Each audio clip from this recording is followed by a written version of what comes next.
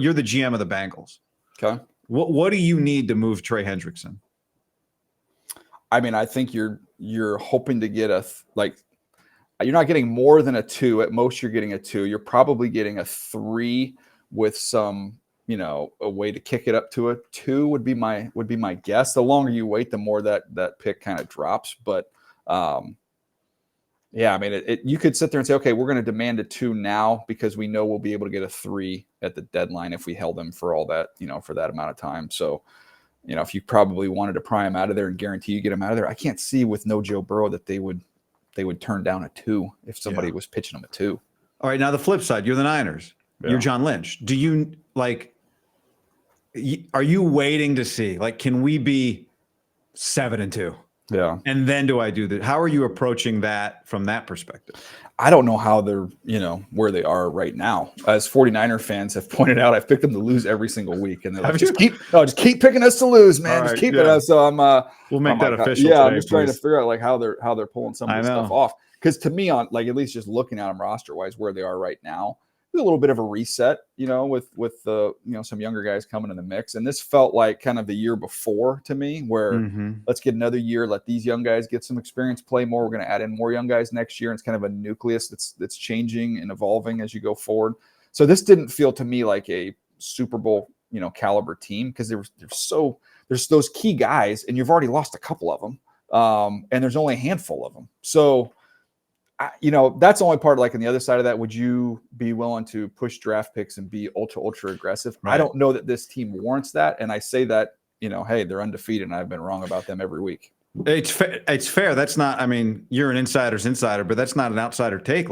My feeling on them was, can they play their way into, their schedule's good enough that maybe you can hope by the midway point or the back end of the season, you get some guys back, and then all of a sudden you get into the dance and you can make some noise. That's not the type of contender that, the Eagles are, obviously.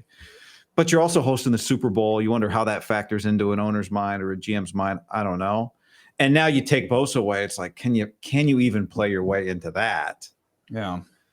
I don't know. I'm a big window guy. The smart people in sports understand what window they're in and when it's their opportunity to be aggressive. And then that's when you do it. I don't know that this is that window time for them, especially with the injuries. When you traded for Christian, that was the time to do that. 100%. Let's go time, And especially the Rams already beat you to Stafford. You're well, look, I mean, I know they just had a terrible loss last week, but Green Bay, that was the smart move to be ultra aggressive and go get Micah Parsons, because they're close. They've got an ascending team. They've got a quarterback who's kind of figured some things out, and you feel, okay, we're there. We're we can smell it. Let's go. And then we can make a run for the next 3 years, with this core group that we have. And I think the 49ers are kind of in the process of almost kind of reassembling what that core group looks like. I'd be curious, how well do you think they've reassembled so far with Michael and Alfred Collins? I don't know. You saw him in the preseason. Well, Michael didn't play in that game. Alfred Collins did.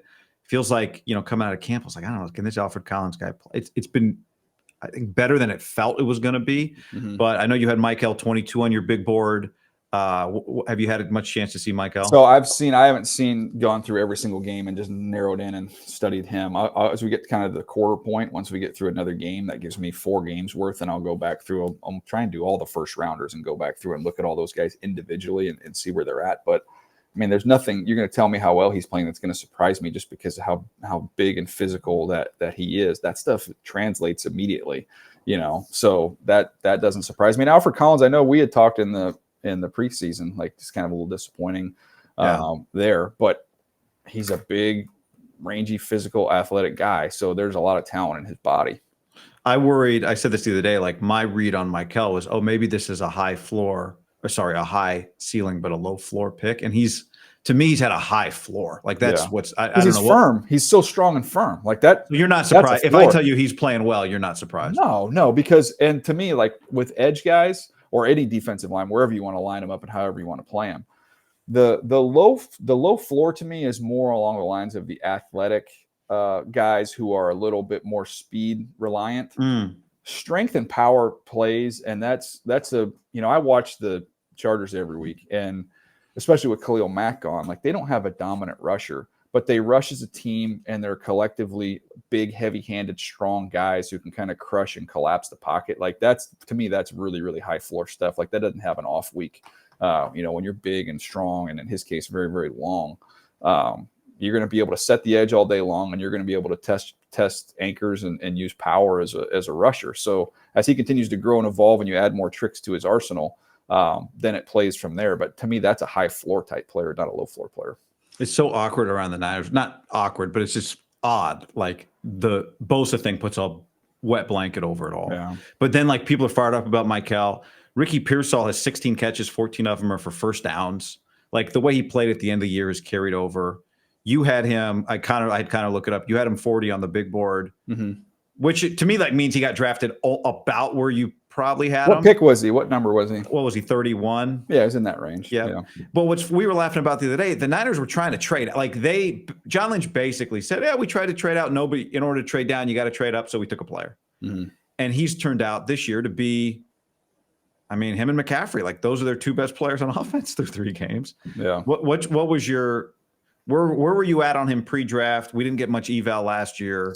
And so like, what was your feeling on Pearsall's ability to try? And Trent Williams said the other day, I'll give you this one post game. He's going to be one of the best receivers in the league. That's what Trent Williams that's said pretty about. strong praise. So let me, I like going through these because I have it all. I have it all in my notes. So I love when you pull out a scouting report. Yeah, it's because I used to just try and wing this stuff off the top of my head. Then I'm like, dude, I put it all in an Excel sheet, so it's easier for me to pull it up. So just a reminder, he was my 40th guy. He was 6'1", 189 pounds, ran 4.41. My notes on him: play outside. He's loose and smooth. He understands how to sell routes.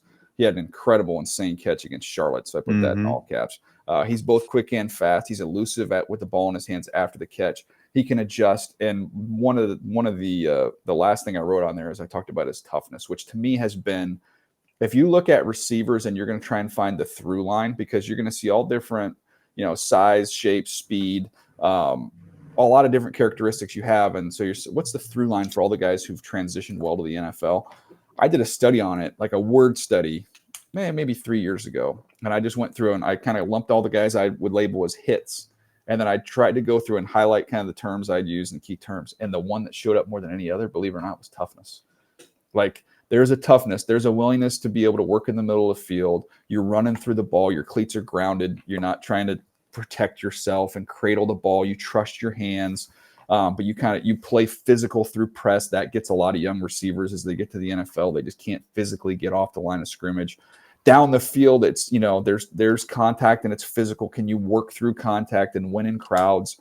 You're just not going to get, the clear separation at the NFL level that these kids got in college. So play strength and toughness is a huge, huge part of it. And you just look around, like watch any game that you watch. If you just look at receivers through that lens and you see JSN with Seattle making plays and you see Amon-Ra St. Brown making plays, you kind of go through all these guys, Jamar Chase being the ultimate one, just so strong and tough, like A.J. Brown. I mean, I can go on and on and on and on, but that to me has been, from a scouting standpoint, maybe not given as much attention as it deserves. That's a great call, because it has felt like, his speed, like you read off I don't know that he played, like speed and separation are two different things. Yeah. And he's not a guy we used to say it all the time. I haven't used this phrase in a few years, but WAO, wide ass open. Like Shanahan would always just scheme some guys just wide ass open. Feels like it'd be like use check, wide ass open. Yeah. Or these crossers. But what the Niners haven't done for years is throw over the top, nose up, nose down. And Mac Jones hit one in a big spot to Ricky Pearsall the other day. And Ricky's got a guy on his shoulder and he just finds a way he just makes a lot of catches, man. 87.5% of his catches are first downs. Yeah, that's incredible. And we always talk in scouting, like blow the doors off speed. Like, he doesn't necessarily have blow the doors off speed, but there's so few of those guys that do that in the NFL. So you got to be able to win in crowds. You got to be able to win with bodies around you. You got to be strong and tough. Yeah. Mac Jones, by the way, $2.5 million for 2 wins is pretty good. He doesn't have to win another game the rest of the year. He's paid for himself. Give me one before we let you go. Like the Super Bowl's at Levi Stadium. Yeah.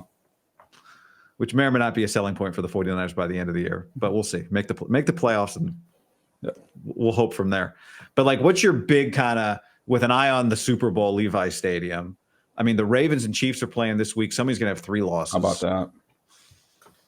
So I don't think the Raiders are going to be there.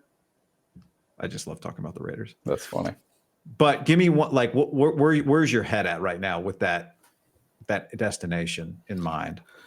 Yeah, I mean, I don't know if it connects so much to the destination as much as just the theme that I'm looking for. It just feels like there's somebody new that's coming, like there's that group. If you want to just look at the quarterback position, the almost, Josh Allen's been in that almost group. Lamar's been in that almost group.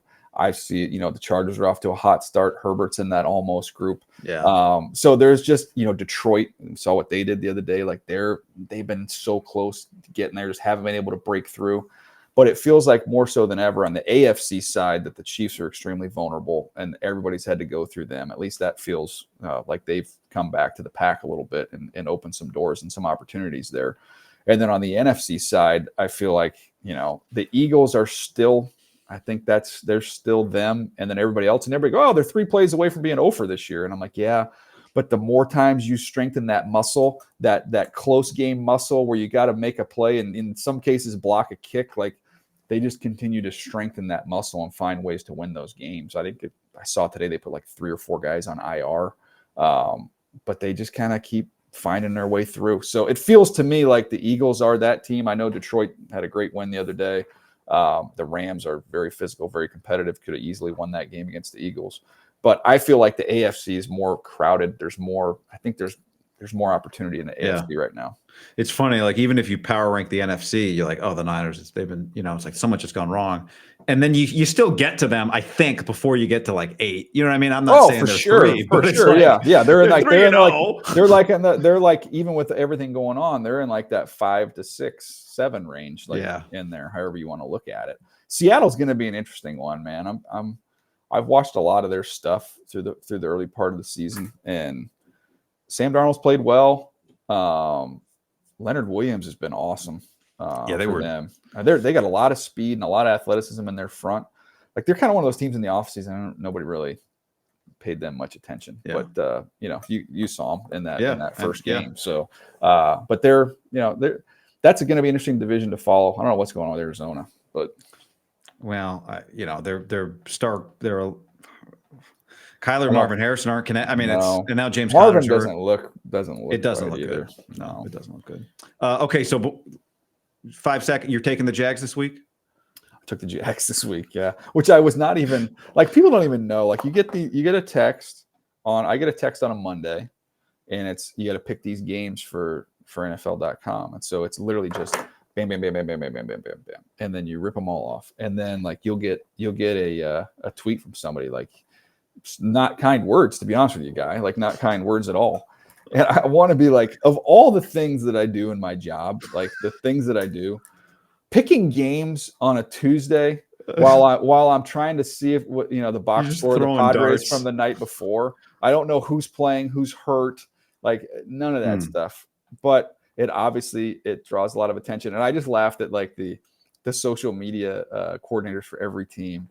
Whenever like they just stash them, and then clown nose. Yeah, it's like, guys, if we're gonna get on offensive coordinators for not being creative, and it's static and it's stale, and where's the creativity? Like this coordinator stinks. We got to go find somebody else. Like. We've got to start holding our social media teams to the same standard, man. Like we can't just be posting who picked the games, and that's lazy content. We got to be better than that. Yeah, you should almost have an asterisk, like Tuesday pick, Wednesday pick, Friday. I mean this one. Yeah. No. But let's just. I love and it's the NFL. The freaking Browns just beat the Packers last week. As someone who does college football, I've done 2 NFL games. Both have had game-winning drives at the end. Like I don't think I've had one in college in 3 years. Like it's crazy. It's every single game.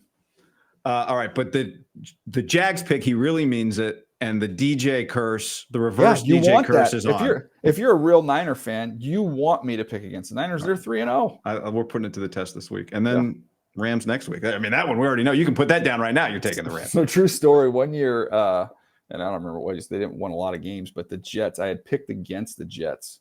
And Joe Douglas was their GM. It was one of my best friends. And the Jets won. And so then the fans got all mad at me and everything. And then I think I even told Joe, I was like, I'm going to pick you guys to lose every game the whole rest of the year. And I literally did it. And so halfway through the year, the Jets fan, like some people started catching on. Like, this is kind of weird. He's actually doing this on purpose. It was funny. All right. Well, Connor, producer / social media manager, is on this one, and we're just gonna cut the one part where you say like, I don't think the Niners can win. No, here's what I want now that I've called this out. I want it now to just black out all the other predictions, because there's like 10 of us, and they can black all those out and just highlight mine, and then just let's narrow the target. And clown nose, headshot, clown nose. Yes, that's what we're looking for. Can I tell you about my my weekend that I've got coming up? Okay, is it going to involve you going to a Padre game? No, that I could go watch them today as we try. Okay, tell me about your weekend. Just tell me if this is like, I'm 47. All right, so this is a perfect 47-year-old weekend. So Friday, gonna get on the Charger plane. We're gonna fly to New York. We're gonna chance to, we got the Giants game with Jackson Dart's gonna be starting, which is gonna be a fun atmosphere. The stadium's gonna be jacked up to see him play. The Chargers 3-0, 3 wins in the division, no big deal. So again, that's my Saturday. That's my Sunday. The Saturday, I'm gonna get up early, and I'm gonna go to Bethpage, and I'm gonna go watch the Ryder Cup on Saturday. Is that a great weekend or what? That is, I mean, people bid a lot of money to have that weekend. Like, I don't think you could buy that weekend, actually. Team charter. I looked it up. Now, fortunately, I was able to get this on the free side, to cash in some chips to get this on the free side. The like tickets that we have, the tickets we're going to use, and money's going to come with me. So my play guy, Matt Money Smith, they're going for 4,500. Stop. 45. They're saying it's like a tougher ticket than the Super Bowl to get this thing right now. It is one. It's so cool. Have you been to a Ryder Cup? No, but I read a few years ago. I read John Feinstein's book about the Ryder Cup, and I got chills just now just thinking about the book. Okay. Have you? It's worth like a listen while you're on. I'm going to download the audiobook and I'll listen on the flight. It is so good. It's just like everything sports is supposed to be. Oh, I can't wait in it. Like New York, how rowdy it's going to be. Yeah, that's awesome. At that course, exactly. At that course of all courses. Come on. Good for you, man. Yeah. So I'm stoked. So any takes I have, like any opinions about anything, like I can tell you, I'm happy about everybody right now. I'm just in like this festive, joyful mood. So, hey, Cal lost by 50 to San Diego State. They're fine. They'll be good. Shut out. Yeah. Shut out. Didn't score. That's tough. That was a tough one. I'm doing Minnesota this week, and I was talking to the Minnesota coaches because they lost to Cal the week before, and they're like, the good thing is, look at their schedule. Like, maybe they're a playoff team. It's like, well, not anymore. Yeah, it's tough. I had buddies that were just like, dude, you got to watch this Cal quarterback. Like this. Yeah. This freshman quarterback's awesome. And I'm like, okay, I kind of get to him as he gets a little closer to the draft process. But they're at San Diego State. I'll kind of pay attention and just kind of keep an eye on the score. And I'm like, excuse me, what's happening here? Not good. BJ, appreciate you, man. Enjoy a weekend from your dreams coming up this weekend. That's awesome, bro. I mean, come on. They better win. I mean, they better win. Yeah. Let's see what happens. All right, brother. Thanks, man. Thank you.